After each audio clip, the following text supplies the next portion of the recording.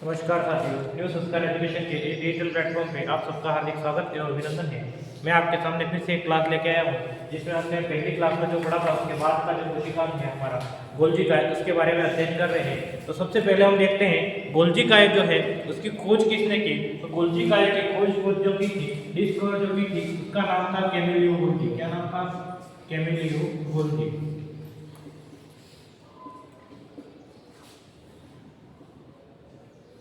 क्या नाम था? Camillo Golgi. अब गोल्जी काय की खोज का प्रश्न अक्सर एग्जाम में पूछा जाता है। तो ये कैमिलियो गोल्जी ने क्या की थी? इसकी खोज की थी। अब हम आगे देखते हैं कैमिलियो गोल्जी ने खोज की, उसके बाद इसका सबसे मोस्ट उदाहरण जो एग्जाम में अक्सर प्रश्न पूछा जाता है वो ये पूछा जाता है ऐसा कोशिकांग जिसके 100 से ज्यादा नाम है। क्या है? 100 से ज्यादा नाम है, एक से ज्यादा नाम है, ऐसा प्रश्न आता है। ऐसा कोशिकांग जिससे अनेक नाम है या एक से ज्यादा नाम होने वाला कोशिकांग कौन सा है? तो एक से ज्यादा नाम वाला कोशिकांग जो हमारा है वो कौन सा है? Golgi body. तो एक से ज्यादा नाम वाला कोशिकांग, ठीक है। तो एग्जाम में अक्सर मिलेगा आपको पॉलीनेमल सेल ऑर्गेनल्स कौन सा है? पॉलीनेमल कौन सा है हमारा? Golgi body. अब गोल्जी बॉडी के 100 से ज्यादा नाम है, अप्रॉक्स हम 100 से ज्यादा नाम पढ़ते हैं, परंतु कुछ 10 से 15 नाम, 8 से 10 नाम ऐसे हैं जो बहुत ही इंपॉर्टेंट है। क्या है? बहुत ही इंपॉर्टेंट है, जहां से एग्जाम में प्रश्न अक्सर पूछा जाता है। तो जैसे इनके नाम हम लिखेंगे, नाम लिखना, जैसे पहला गोल्जी बॉडी जो हम नाम सामान्यतः पढ़ते ही हैं, गोल्जी बॉडी। दूसरा होता है गोल्जी कॉम्प्लेक्स।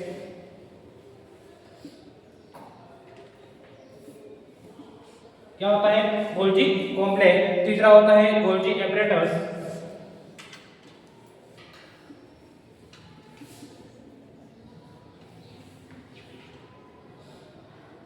Golgi apparatus. उसके बाद हम पढ़ते हैं डाल्टन्स बॉडी या बेकर्स बॉडी। इसको हम क्या बोलते हैं? Baker's body.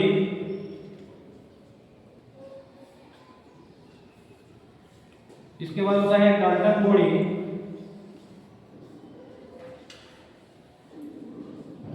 क्या बोलते हैं? Dalton body. उसके बाद होता है डिक्टियोसोम।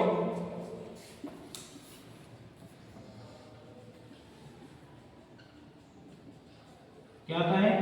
डिक्टियोसोम। ये अक्सर एग्जाम में पूछा जाता है, कौन सा नाम, कौन सा ये निम्न में से कौन सा गोल्जी बॉडी का नाम नहीं है। 4 ऑप्शन मिलेंगे, एक ऑप्शन आपको नहीं मिलेगा। तो आपको समझना है Golgi body, Golgi complex, Golgi apparatus, Baker's body, Dalton body, dictyosome और आगे लिखा आइडियोसोम। आइडियोसोम, आइडियोसोम और लिपोकॉन्ड्रिया। क्या नाम होता है? लिपोकॉन्ड्रिया।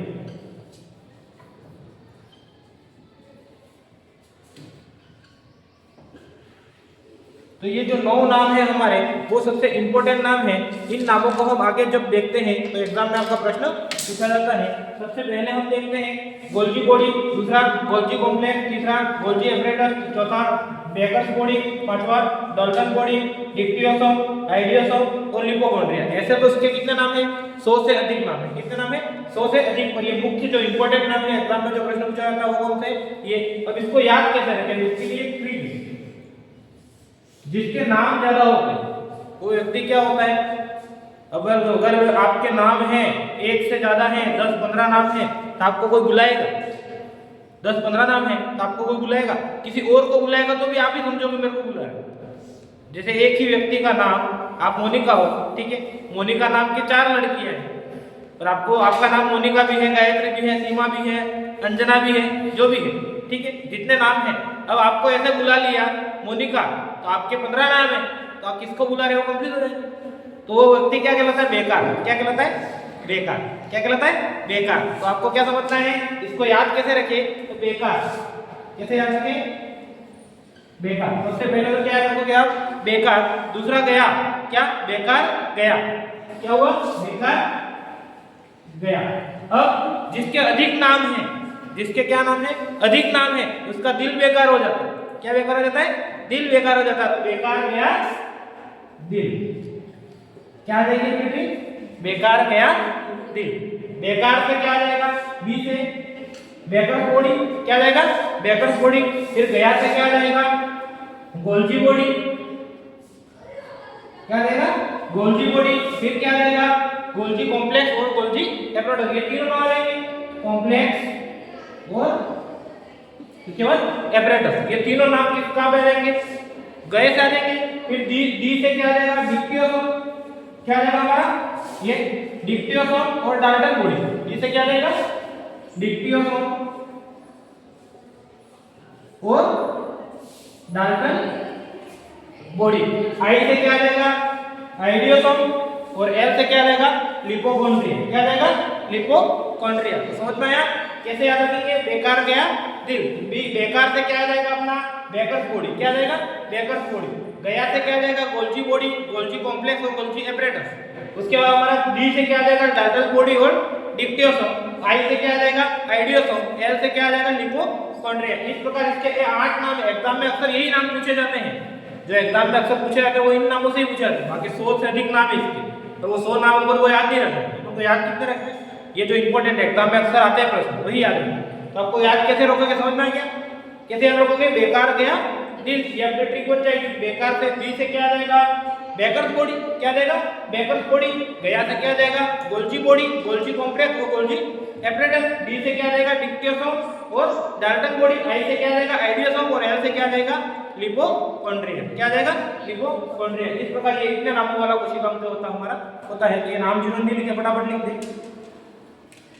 फिर आगे बढ़ते हैं। उसके बाद हम देखें तो अभी तक हमने जितने सेल मेम्ब्रेन्स पढ़े, 2 सेल मेम्ब्रेन्स पढ़े, माइटोकॉन्ड्रिया पढ़ा, क्लोरोप्लास्ट पढ़ा, दोनों कैसे थे दोहरी झिल्ली युक्त, कैसे थे दोहरी झिल्ली युक्त कोशिकांग थे। परंतु ये जो कोशिकांग हमारा है वो कैसा है एकल झिल्ली युक्त कोशिकांग, कैसा है एकल झिल्ली युक्त कोशिकांग। तो लिखना यह एकल झिल्ली युक्त कोशिकांग है, सिंगल मेम्ब्रेन सेल ऑर्गेनल से। यह कैसा कोशिकांग है एकल झिल्ली युक्त। आपको एग्जाम में प्रश्न पूछेगा या तो दोहरी झिल्ली युक्त वाला पूछेगा या झिल्ली रहित वाला पूछेगा। बाकी 2 याद हो गए आपके, झिल्ली रहित 2 है, दोहरी झिल्ली वाले 2 है, वो 4 याद हो गए। बाकी किसी को याद रखने की जरूरत है, बाकी सब कैसे हैं एकल झिल्ली वाले, कैसे हैं एकल झिल्ली वाले। ये भी कैसा है एकल झिल्ली युक्त कोशिकांग है। हटाओ ये,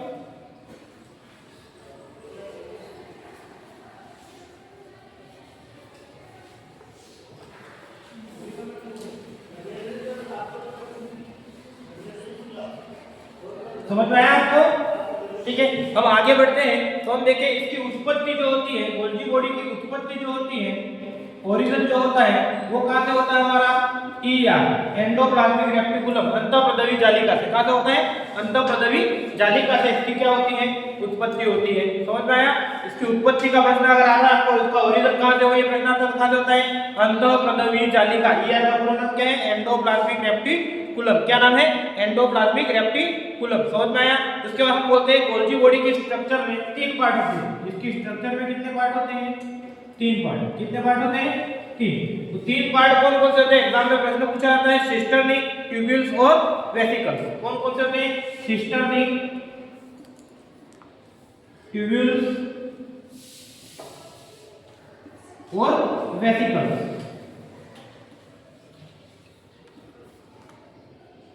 वेसिकल्स यानी नलिका या कुटिका,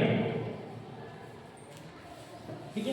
तो आपको समझना है कौन कौन से नाम होते हैं सिस्टर्नी, ट्यूब्यूल्स और वेसिकल्स। तो वेसिकल्स यानी क्या हो जाएगी कुटिका है, ट्यूब्यूल्स यानी क्या हो जाएगी नलिका है, क्या जाएगी नलिका। हिंदी में इसको क्या बोलेंगे नलिका। सिस्टर्नी को सिस्टर्नी, ये सिस्टर्नी, ठीक है। दूसरा क्या जाएगा ट्यूब्यूल्स, ट्यूब्यूल्स को क्या बोलेंगे नलिका और वेसिकल्स को क्या बोलेंगे कुटिका। ये 3 पार्ट जो होते हैं वो किसमें होते हैं हमारे गोल्जी बॉडी की स्ट्रक्चर में होते हैं। इसकी स्ट्रक्चर हम बना के देखते हैं ये तीनों पार्ट कहां पे होते हैं, इनका कार्य क्या है, ठीक है। समझ में देखना, ये थोड़ा छोटा कोशिकांग है, जल्दी से क्लियर हो जाएगा ये आपका। देखते हैं हम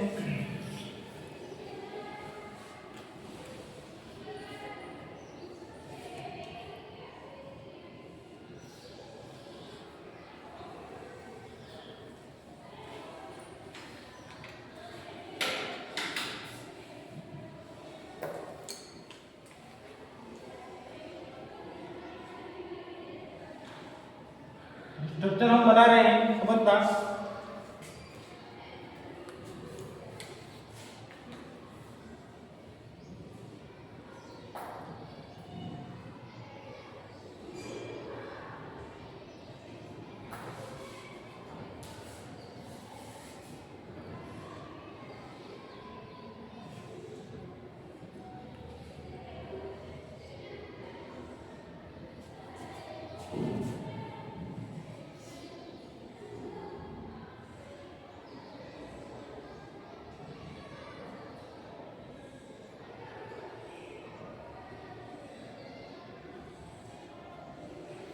इस प्रकार की स्ट्रक्चर जो बनेगी हमारी किसकी बनेगी, ये गोल्जी बॉडी। किसकी बनेगी, गोल्जी बॉडी। तो गोल्जी बॉडी में सिस्टर्नी कौन सी होती है, ट्यूब्यूल्स कौन सी होती है और पुटिका कौन सी होती है, समझना।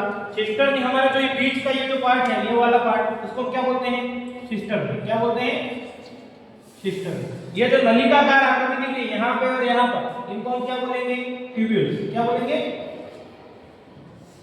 ट्यूब्यूल्स। और ये जो हमारा है लास्ट में अंतिम ये जो पार्ट है, इसको हम क्या बोलते हैं, पुटिका। क्या बोलते हैं, पुटिका या वेसिकल। क्या बोलते हैं, वेसिकल। इसको ट्यूब्यूल्स को क्या बोलेंगे, नलिका। ठीक है, इस प्रकार की स्ट्रक्चर होती है। उसके बाद हमारे ये जो दो सिस्टर्नी है, वो सिस्टर्नी जहाँ पे सिस्टर्नी के मध्य का जो गैप है, नोड है, ये जो भाग है, उसको हम बोलते हैं नोड। क्या बोलते हैं, नोड।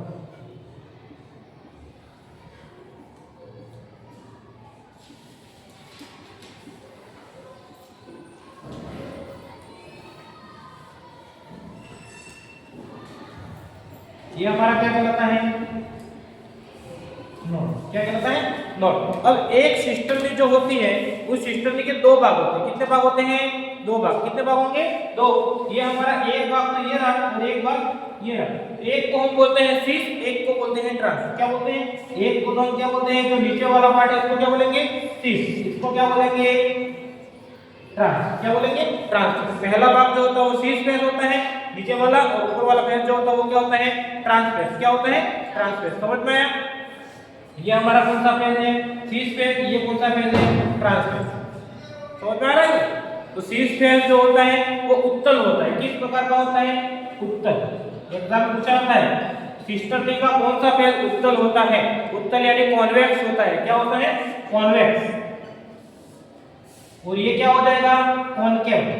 क्या हो जाएगा, कॉनकेव यानी कैसा हो जाएगा, अवतल। कैसा हो जाएगा, अवतल। ये दो पार्ट होते हैं सिस्टर्नी में, एक होता है ट्रांस, एक होता है सिस। सिस को उत्तल या कॉन्वेक्स बोल सकते हैं, तो ट्रांस को कॉनकेव या अवतल बोल सकते हैं। इसके बाद जो ट्यूब्यूल्स होती है वो ब्रांच शेप होती है। किस शब्द होती है, शाखित। ये ब्रांच दिख रही है, अलग अलग शाखाएं दिख रही है, तो ये कैसी होती है, शाखित। कैसी होती है, शाखित। एग्जाम में पूछा था ट्यूब्यूल्स की आकृति होती है कैसी, तो शाखित। और जो वेसिकल्स होती है, पुटिकाएं जो होती है, वो श्रवण का कार्य करती है।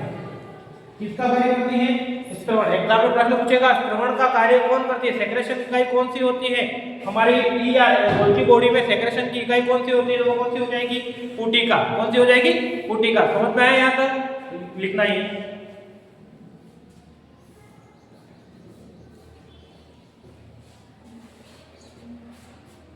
अब यहाँ से प्रश्न जो आया एग्जाम में, अभी 2021 की रीट का जो एग्जाम हुआ था, रीट यानी जो थर्ड ग्रेड का एग्जाम हुआ था, उस वैकेंसी में ये प्रश्न आया था। वो प्रश्न क्या आया था वो बता रहा हूँ। प्रश्न ये आता है एग्जाम में, ऐसा कौन सा कोशिका, निम्न में से कौन सा कोशिकांग है जिसमें सिस तथा ट्रांस फेज उपस्थित होते हैं। क्या प्रश्न आया था, कौन निम्न में से कौन सा कोशिकांग है जिसमें सिस तथा ट्रांस फेज उपस्थित होते हैं। ऑप्शन में आपको दिया था लाइसोसोम।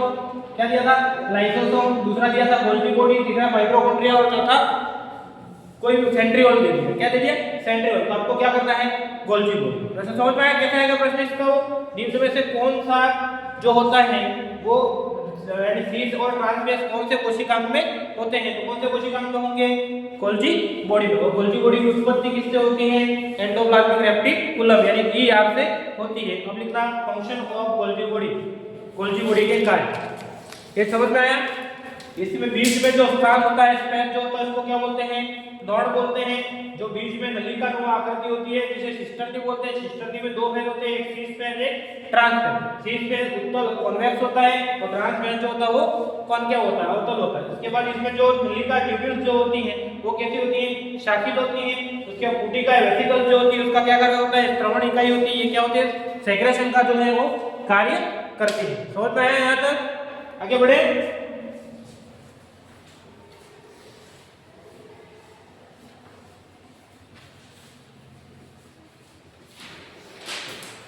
अब लिखना गोल्जी बॉडी के कार्य, फंक्शन ऑफ गोल्जी बॉडी कार्य।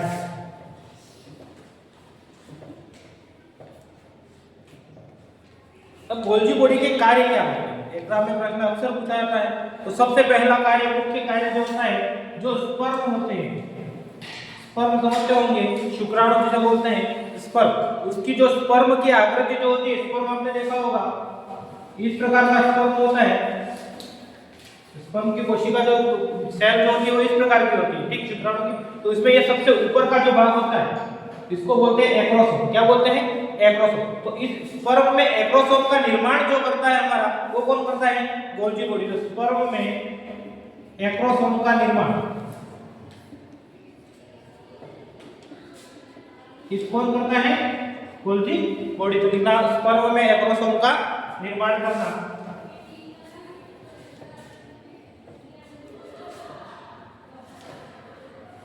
उसके बाद सेकंड है स्पर्मेटिड का स्पर्म में बदलना। स्पर्मेटिड का स्पर्म में बदलना। स्पर्मेटिड क्या होता है? जब शुक्राणु जो होता है वो इस प्रकार ऐसी आकृति में होता है। किस प्रकार की आकृति में होता है? ऐसी यानी सिंपल आकृति में, जब यानी शुक्राणु पूर्णतः परिपक्व नहीं होता है, तो उसको परिपक्व होने में, जब शुक्राणु परिपक्व हो जाता है तो उसको क्या बोलते हैं? स्पर्मेटिड। क्या स्पर्म बोलते हैं? क्या बोलते हैं? स्पर्म। और जब परिपक्व नहीं होता उसके क्या बोलते हैं? स्पर्मेटिड। तो स्पर्मेटिड को स्पर्म में बदलता है। वो कौन बदलता है? हमारा गोल्जी बॉडी। स्पर्म में क्या होती है? टेल आ जाती है। यहाँ पे टेल नहीं होती, उसकी पूंछ नहीं होती है, परंतु जब स्पर्म पूर्ण विकसित हो जाता है तो उसकी क्या जाती है? टेल विकसित हो जाती है, पूंछ आ जाती है। तो ये स्पर्मेटिड को किस में बदलता है? स्पर्म में बदलता है। नेक्स्ट लिखना मिडिल लेबिला, मध्य पटलिका। क्या? मध्य पटलिका का निर्माण करना। मिडिल लेबिला का निर्माण करना।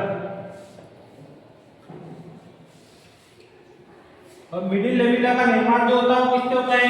कैल्शियम व मैग्नीशियम पेक्टेट से। किससे होता है? कैल्शियम व मैग्नीशियम पेक्टेट के स्रावन से। किसके स्रावन से होता है? कैल्शियम और मैग्नीशियम पेक्टेट। मिडिल लेबिला क्या समझ में आया? मिडिल लेबिला में बताया था, जो आपको सेल वॉल बताई मैंने। क्या बताई? सेल वॉल बताई थी। सेल वॉल में मैंने बताया था एक कोशिका जो है वो दूसरी कोशिका से इस प्रकार जुड़ी होती है। इसके मध्य की जो पट्टिका जो होती है उसे क्या बोलते हैं? मिडिल लेबिला। क्या बोलते हैं? मिडिल लेबिला, मध्य पट्टिका बोलते हैं। क्या बोलते हैं? मध्य पट्टिका। तो इस मध्य पट्टिका का जो निर्माण होता है वो भी कौन करता है? हमारा गोल्जी बॉडी करता है। वो गोल्जी बॉडी जो होता है वो किसके स्रवण के द्वारा करता है? कैल्शियम और मैग्नीशियम पेक्टेट के स्रवण के द्वारा करता है। तो मिडिल लेबिला का निर्माण या मध्य पट्टिका का निर्माण जो है वो भी किसका कार्य हो जाएगा? हमारा गोल्जी बॉडी। गोल्जी बॉडी क्या करता है? इसका सेक्रेशन करता है। कैल्शियम और मैग्नीशियम पेक्टेट का क्या करेगा? सेक्रेशन करेगा, जिससे मध्य पट्टिका का क्या हो जाएगा? निर्माण हो जाएगा। क्या हो जाएगा? निर्माण। समझ में आया यहाँ तक? उसके बाद सेल प्लेट का निर्माण, कोशिका पट्टी का निर्माण।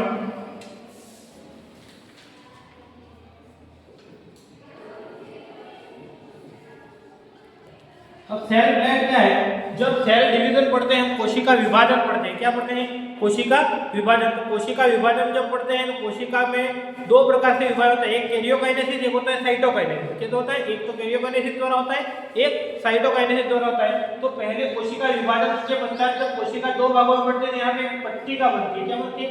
प्लेट बनती है, जिसे हम क्या बोलते हैं? Cell plate. तो इस सेल प्लेट का निर्माण भी कौन करता है? हमारा गोल्जी बॉडी। कौन करता है?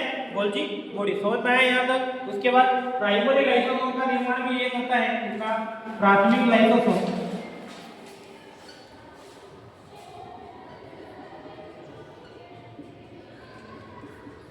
प्राथमिक लाइसोसोम का निर्माण। इसके बाद हम लाइसोसोम कोशिका में पढ़ेंगे, आपको समझ में आएगा लाइसोसोम क्या है और प्राइमरी लाइसोसोम क्या है, सेकेंडरी क्या है, टर्शियरी क्या है। ये तीन प्रकार के लाइसोसोम के प्रकार हैं। तो कौन कौन से लाइसोसोम कैसे हैं वो आपको उसमें पता चलेगा। प्राइमरी लाइसोसोम का निर्माण जो होता है वो भी हमारा कौन करता है? गोल्जी बॉडी करता है। कौन करता है? Golgi body. उसके बाद निकला सेल वॉल की भित्ति के पदार्थों का निर्माण। सेल वॉल कोशिका भित्ति के पदार्थों का निर्माण, मटेरियल का निर्माण। कोशिका भित्ति के पदार्थों का निर्माण।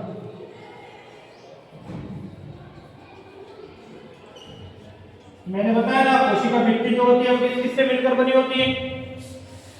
सेल्यूलोज, हेमी सेल्यूलोज, मैंने बताया था। इससे मिलकर बनी होती है।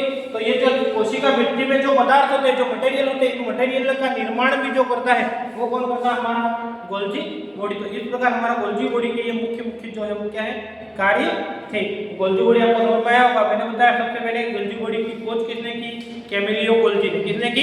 कैमिलियो गोल्जी ने। उसके बाद मैंने बताया गोल्जी बॉडी जो होता है एकल झिल्ली युक्त कोशिका होता है। कैसा होता है? एकल झिल्ली युक्त कोशिका होता है। उसका गोल्जी बॉडी के एक से अधिक नाम है, अनेक नामों वाला है, यानी पॉलीनेमल है। कैसा है? पॉलीनेमल कोशिकांग है। उसके बाद मैंने अनेक नामों में कुछ इंपॉर्टेंट नाम जो थे वो आपको बताया था। किस प्रकार बताया था? बेकार गया दिल। ट्रिक क्या बताई थी मैंने? बेकार गया दिल। बेकार से क्या था? Baker's body. क्या था? Baker's body. गया से क्या था? Golgi body, Golgi complex, Golgi apparatus. क्या था? गोल्जी बॉडी, गोल्जी कॉम्प्लेक्स और गोल्जी एपरेटस। उसके बाद डी से क्या था? Dalton body. क्या था? डाल्टन बॉडी और डिक्टियोसोम। ये दो नाम मैंने किससे बताए थे? डी से बताए थे। आई से क्या था? आइडियोसोम। एल से क्या था? लिपोकॉन्ड्रिया। इस प्रकार ये मैंने 8 नाम आपको बताए थे जो कि इंपॉर्टेंट थे। क्या बताए थे? बेकार गया दिल। बेकार से क्या था? Baker's body. दूसरा क्या था? Baker's body. उसके बाद गोल्जी से क्या? गया से क्या था? Golgi body, Golgi complex, Golgi apparatus. उसके बाद गया डी से क्या था? दिल में डी से क्या था? डाल्टन कॉम्प्लेक्स और डिक्टियोसोम। आई से क्या था? आइडियोसोम। क्या था? आइडियोसोम। और एल से क्या था? लिपोकॉन्ड्रिया। इस प्रकार ये इंपॉर्टेंट नेम है, एग्जाम में यहाँ से प्रश्न पूछा जाता है। निम्न में से कौन सा नाम किसका है? यानी गोल्जी बॉडी में निम्न में से कौन सा गोल्जी बॉडी का नाम नहीं है? 4 ऑप्शन मिलेंगे, इसमें एक नाम नहीं रहेगा, बाकी 4 नाम जो है वो रहेंगे। समझ में आया? आया क्या? इस प्रकार हमने गोल्जी बॉडी को पढ़ा। गोल्जी बॉडी जो एकल झिल्ली युक्त, तो इसका ओरिजिन जो होता है वो किससे होता है? अंतःप्रदवी जालिका। मैंने उत्पत्ति बताई थी। उत्पत्ति किससे होती है? ER एंडोप्लाज्मिक रेटिकुलम से। उसके बाद मैंने क्या बताया? इसकी स्ट्रक्चर बताई। स्ट्रक्चर में 3 पार्ट होते हैं। कितने पार्ट होते हैं? 3। कौन कौन से थे? सिस्टर्नी, वेसिकल्स और ट्यूब्यूल्स। कौन कौन से थे? सिस्टर्नी, वेसिकल्स और ट्यूब्यूल्स। वेसिकल्स जो होती है वो कैसी होती है? श्रवण इकाई होती है, गोलाकार होती है। उसके बाद मैंने बताया था ट्यूब्यूल जो होती है वो शाखित होती है। कैसे होती है? शाखित होती है। सिस्टर्नी होती है वो मध्य में होती है। 2 सिस्टर्नियों के मध्य में जो नोड स्पेस जो होता है, स्पेस को क्या बोलते हैं? नोड बोलते हैं। क्या बोलते हैं? नोड बोलते हैं। उसके बाद मैंने बताया सिस्टर्नी में 2 फेज होते हैं, एक होता है ट्रांसफेज, एक होता है सिस फेज। सिस फेज जो होता है वो कैसा होता है? कॉन्वेक्स उत्तल होता है। और ट्रांसफेज जो होता है वो कैसा होता है? कॉनकेव अवतल होता है। ये मैंने मेन चीजें जो थी आपको बताई थी। उसके बाद मैंने इसके कार्य बताए। पहला कार्य क्या है? स्पर्म का एक्रोसोम का निर्माण करना। स्पर्म में जो एक्रोसोम होता है उसका निर्माण करना। दूसरा क्या है? स्पर्मेटिड को स्पर्म में बदलना। तीसरा क्या है? मध्य पट्टिका का निर्माण। किसके द्वारा? कैल्शियम और मैग्नीशियम पेप्टाइड के सेक्रेशन द्वारा। उसके बाद कोशिका पट्टी का निर्माण करना। उसके बाद प्लाज्मिक लाइसोसोम का निर्माण करना। उसके बाद कोशिका भित्ति के पदार्थों का निर्माण करना। ये सब कार्य किसके हैं? गोल्जी बॉडी के। ये हमारी आज की क्लास जो गोल्जी बॉडी वाला जो था वो हमारा कंप्लीट हुआ। आगे हम नई क्लास में पढ़ेंगे। धन्यवाद।